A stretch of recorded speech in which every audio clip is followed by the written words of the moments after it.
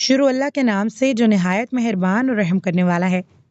मेरी कहानी के मौजूद नाजरीन अस्सलाम वालेकुम। हज़रत आमना रजी अल्लाह अन्हो के इंतकाल के 5 दिन बाद उम्मे ऐमन रजी अल्लाह अन्हो आप सल्लल्लाहु अलैहि वसल्लम को लेकर मक्का पहुंची। आपको आपके दादा हज़रत अब्दुल मुत्तलिब के हवाले किया। आपके यतीम हो जाने का उन्हें इतना सदमा था कि बेटे की वफात पर भी इतना नहीं हुआ था। हज़रत अब्दुल मुत्तलिब के लिए काबा के साए में एक कालीन बिछाया जाता था। वो उस पर बैठा करते थे। उनका एहतराम इस कदर था कि कोई और उस कालीन पर बैठता नहीं था। चुनाचा उनके बेटे और कुरैश के सरदार उस कालीन के चारों तरफ बैठते थे, लेकिन रसूलुल्लाह सल्लल्लाहु अलैहि वसल्लम वहां तशरीफ लाते तो सीधे उस कालीन पर जा बैठते। उस वक्त आप एक तंदुरुस्त लड़के थे। आपकी उम्र 9 साल के करीब हो चली थी।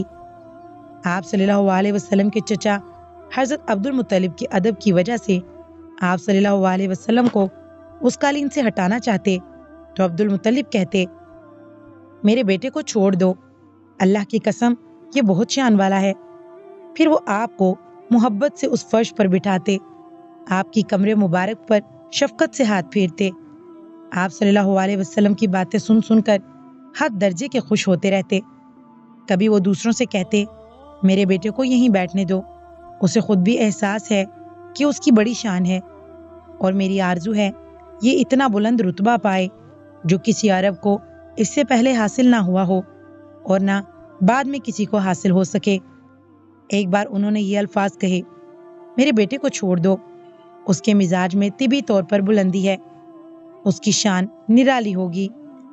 एक रोज बन्नु मुदल्लिज के कुछ लोग हजरत अब्दुल मुत्तलिब से मिलने के लिए आए। उनके पास उस वक्त आप सल्लल्लाहु अलैहि वसल्लम भी तशरीफ फरमा थे। बन्नु मुदल्लिज के लोगों ने आप सल्लल्लाहु अलैहि वसल्लम को देखा। ये लोग क़ियाफ़ा शनास थे। आदमी का चेहरा देखकर उसके मुस्तकबिल के बारे में अंदाजे बयान करते थे। उन्होंने अब्दुल मुत्तलिब से कहा, इस बच्चे की हिफाजत करे, इसीलिए कि ये मुकाम इब्राहिम पर जो हजरत इब्राहिम अलैहिस्सलाम के कदम का निशान है, उस बच्चे के पाँव का निशान बिल्कुल इस निशान से मिलता जुलता है। इस कदर मुशाबहत हमने किसी और के पाँव के निशान में नहीं देखी। हमारा ख्याल है ये बच्चा निराली शान का मालिक होगा, इसलिए इसकी हिफाजत करें। मकाम इब्राहिम खाना काबा में वो पत्थर है जिस पर हजरत इब्राहिम अलैहिस्सलाम काबा की तामीर के वक्त खड़े हुए थे। मौजज़े के तौर पर उस पत्थर पर इब्राहिम अलैहिस्सलाम के पैरों के निशान पड़ गए थे। लोग उस पत्थर की ज़ियारत करते हैं।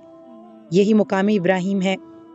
चूँकि आप सल्लल्लाहु अलैहि वसल्लम हजरत इब्राहिम अलैहिस्सलाम की नस्ल से हैं, इसीलिए उनके पाँव की मुशाबहत आप में होना कुदरती बात है। एक रोज हजरत अब्दुल मुत्तलिब खाना काबा में हजर अस्वद के पास बैठे हुए थे। ऐसे में उनके पास निजरान के ईसाई आ गए। उनमें एक पादरी भी था। उस पादरी ने अब्दुल मुत्तलिब रजी अल्लाह अन्हु से कहा, हमारी किताबों में एक ऐसे नबी की अलामात हैं जो इस्माइल की औलाद में होना बाकी हैं।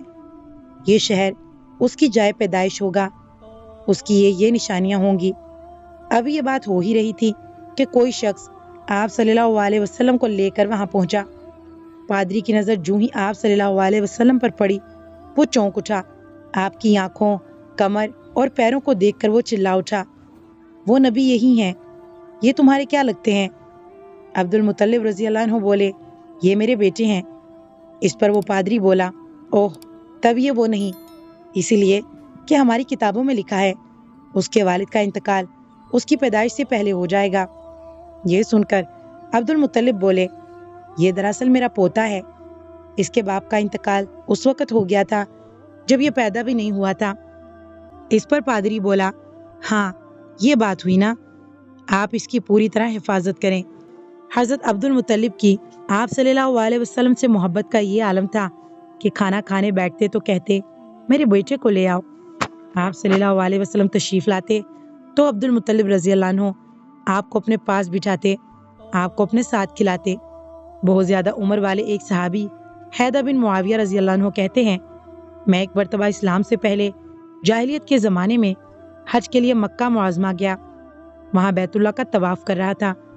मैंने एक ऐसे शख्स को देखा जो बहुत बूढ़ा और बहुत लंबे कद का था। वो बैतुल्लाह का तवाफ़ कर रहा था और कह रहा था, اے میرے پروردگار، میری سواری کو محمد صلی اللہ علیہ وسلم کی طرف پھیر دے اور اسے میرا دوست و بازو بنا دے۔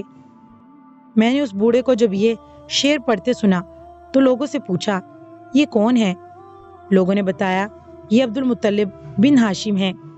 انہوں نے کہا، اپنے پوتے کو اپنے اونٹ کی تلاش میں بھیجا ہے، وہ اونٹ گم ہو گیا ہے، اور وہ پوتا ایسا ہے جب بھی کسی گمشدہ چیز کی تلاش میں اسے بھیجا جاتا ہے تو وہ چیز لے کر ہی آتا ہے۔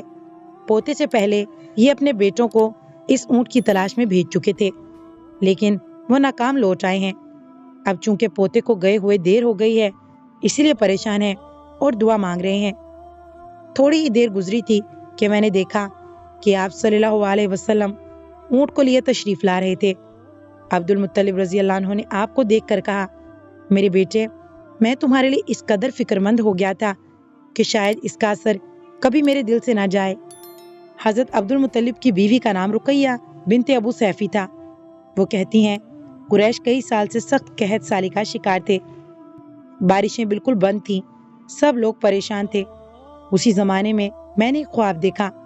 کوئی شخص خواب میں یہ کہہ رہا تھا، اے قریش کے لوگوں، تم میں سے ایک نبی ظاہر ہونے والا ہے، اس کے ظہور کا وقت آ گیا ہے، اس کے ذریعے تمہیں زندگی ملے گی، یعنی خوب بارشیں ہوں گی، سرسبزی اور شادابی ہوگی۔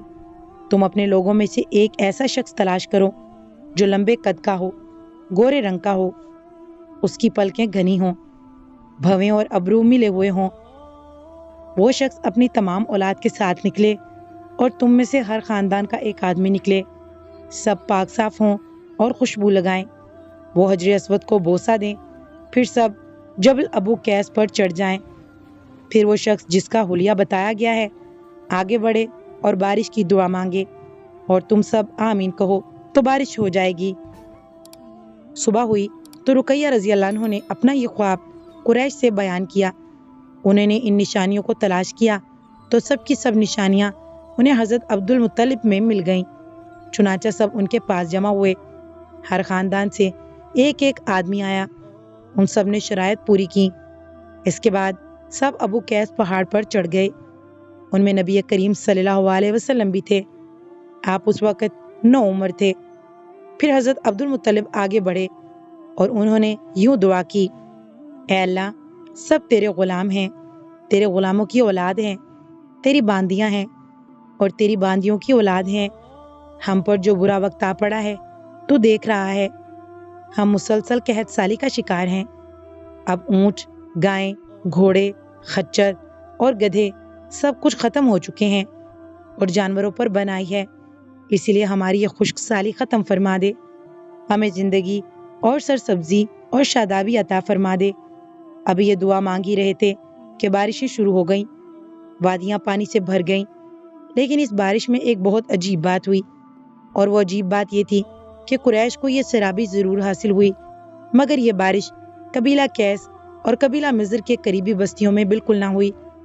اب لوگ بہت حیران ہوئے کہ یہ کیا بات ہوئی، ایک قبیلے پر بارش اور آس پاس کے سب قبیلے بارش سے محروم۔ تمام قبیلوں کے سردار جمع ہوئے، اس سلسلے میں بات چیت شروع ہوئی۔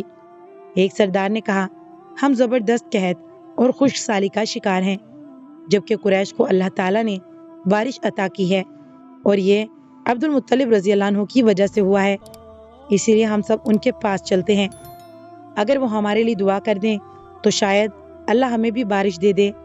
یہ مشورہ سب کو پسند آیا، چنانچہ یہ لوگ مکہ معظمہ میں آئے اور عبد المطلب سے ملے، انہیں سلام کیا، پھر ان سے کہا، اے عبد المطلب، ہم کئی سال سے خشک سالی کا شکار ہیں، ہمیں آپ کی برکت کے بارے میں معلوم ہوا ہے، اسی لیے مہربانی فرما کر آپ ہمارے لیے بھی دعا کریں، اسی لیے کہ اللہ نے آپ کی دعا سے قریش کو بارش عطا کی ہے۔ ان کی بات سن کر حضرت عبد المطلب نے کہا، اچھی بات ہے، میں کل میدان عرفات میں آپ لوگوں کے لیے بھی دعا کروں گا۔ دوسرے دن صبح سویرے حضرت عبد المطلب میدان عرفات کی طرف روانہ ہوئے، ان کے ساتھ دوسرے لوگوں کے علاوہ ان کے بیٹے اور اللہ کے رسول صلی اللہ علیہ وسلم بھی تھے۔ عرفات کے میدان میں عبد المطلب کے لیے کرسی بچھائی گئی، وہ اس پر بیٹھ گئے۔ نبی کریم صلی اللہ علیہ وسلم کو انہوں نے گود میں بٹھا لیا، پھر انہوں نے ہاتھ اٹھا کر یوں دعا کی، اے اللہ، چمکنے والی بجلی کے پروردگار اور کڑکنے والی گرج کے مالک، پالنے والوں کے پالنے والے اور مشکلات کو آسان کرنے والے اور مشکلات کو آسان کرنے والے۔ یہ قبیلہ کیس اور قبیلہ مضر کے لوگ ہیں، بہت پریشان ہیں، ان کی کمریں جھک گئی ہیں، یہ تجھ سے اپنی لاچاری اور بے کسی کی فریاد کرتے ہیں اور جان و مال کی بربادی کی شکایت کرتے ہیں۔ بس اے اللہ، ان کے لیے خوب برسنے والے بادل بھیج دے اور آسمان سے ان کے لیے رحمت عطا فرما، تاکہ ان کی زمینیں سرسبز ہو جائیں اور ان کی تکالیف دور ہو جائیں۔ حضرت عبد المطلب ابھی یہ دعا کر ہی رہے تھے کہ ایک سیاہ بادل اٹھا، عبد المطلب کی طرف آیا اور اس کے بعد اس کا رخ قبیلہ کیس اور بنو مضر کی بستیوں کی طرف ہو گیا۔ یہ دیکھ کر عبد المطلب رضی اللہ عنہ نے کہا، اے گروہ قریش اور مضر، جاؤ، تمہیں سرابی حاصل ہو گئی۔ چنانچہ یہ لوگ جب اپنی بستیوں میں پہنچے تو وہاں بارشیں شروع ہو چکی تھی۔ سیرت النبی صلی اللہ علیہ وسلم کے بارے میں مزید جاننے کے لیے میری کہانی کو سبسکرائب کر کے نوٹیفیکیشن آن کر دیں۔ ویڈیو کو صدقہ جاریہ سمجھ کر شیئر کرتے رہیں۔ آنے والی ویڈیو تک کے لیے مجھے اجازت دیں۔ اللہ حافظ۔